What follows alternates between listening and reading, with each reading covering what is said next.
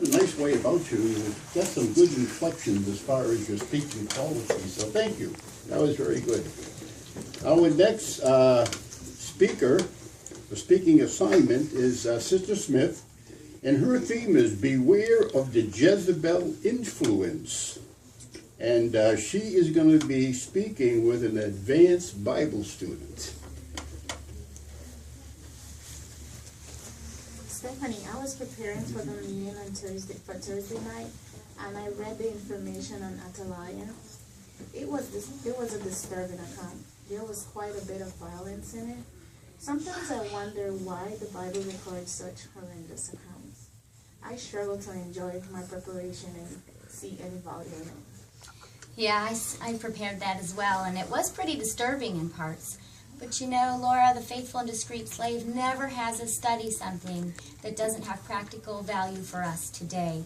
And so sometimes it just requires a little digging.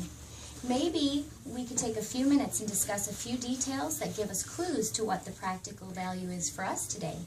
Do you have time to do that? Sure, because right now I'm just not seeing it. Okay, well, you will, I promise. From our lesson, we learned that Athaliah was a wicked queen. She was bent on gaining power and control, and she was willing to kill to do it. In fact, she was willing to kill her own children and grandchildren to get this power. And initially, she was the wife of King Jehoram.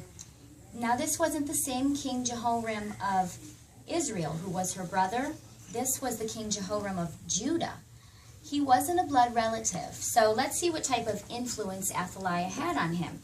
Let's look up 2 Kings chapter 8 and verse 18. Could you read that? He walked in the way of the kings of Israel, just as those of the house of Ahab had done. As for Ahab's daughter had become his wife, and he kept doing what was bad in Jehovah's eyes. Okay, so you see here that the Bible says that Jehoram ruled as king of Israel, but had Ahab's daughter as his wife. So this shows us that Ahab's daughter had influenced her husband's rulership, so much so that it was similar to her father's rulership. What was Ahab's rulership known for? Well, let's find out in 1 Kings chapter 21, verse 25. Could you read that one as well? Sure. 1 Kings 21:25 says, "Indeed, there has never been anyone like Ahab who was so determined to do what was bad in the eyes of Jehovah, egged on by his wife Jezebel." So Ahab was known for doing wrong in Jehovah's eyes, and this wrongdoing was egged on or influenced by his wife Jezebel. And barren, who was Jezebel? She was a wicked queen. That's right, she was a wicked queen. And she was so wicked that Jehovah sent his servant Jehu to have her put to death.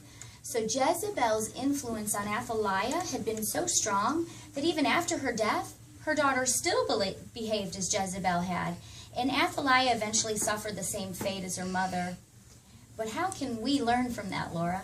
Well, my husband isn't a king, so. Well, that may be true. But Jezebel was power hungry. And she had no respect or love for Jehovah or for the arrangements or roles that Jehovah had instituted. And she didn't respect her husband as her head. She used her appearance and her feminine charms to get her way with anyone that they would work on. The qualities that she valued in herself were not the qualities that Jehovah values. And so some in the congregation have followed her examples in times past. In fact, in Jesus' message to the Thyatiran congregation, he wrote something interesting. Let's look that up in Revelation chapter 2, verse 20. That's Revelation 2:20. And here Jesus says, "Nevertheless, I do hold this against you, that you tolerate that woman Jezebel, who calls herself a prophetess, and she teaches and misleads my slaves to commit sexual immorality and to eat things sacrificed to idols." So we see that this behavior and attitude would surface at times, even in the congregation, and we see how important it was to root it out immediately. Anyone could have this attitude, males or females, but for us as sisters, we particularly want to be certain that we show respect for our God-given roles. We also want to be sure that we set the right example for younger sisters at every chance that we get. And as a mother to 3 young daughters, you want to be certain to model for them proper respect for authority and headship, and to cultivate qualities that are truly valuable in the eyes of Jehovah. So, by being aware of the Jezebel influence and stories such as Athaliah, we can show that we've not just read what the Bible says, but we get the sense of it. Does that help? Yeah. Okay, good.